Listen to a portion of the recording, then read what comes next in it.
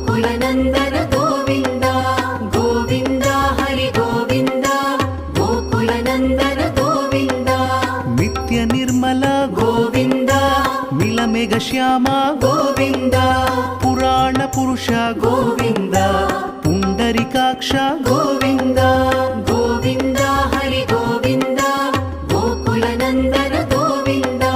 गोविन्द हरि गोविन्द गोकुलनन्दन गोविन्द नन्दनन्दन गोविन्द नवनीत चोर गोविन्द पशुपालक श्री गोविन्द पाप विमोचन गोविन्द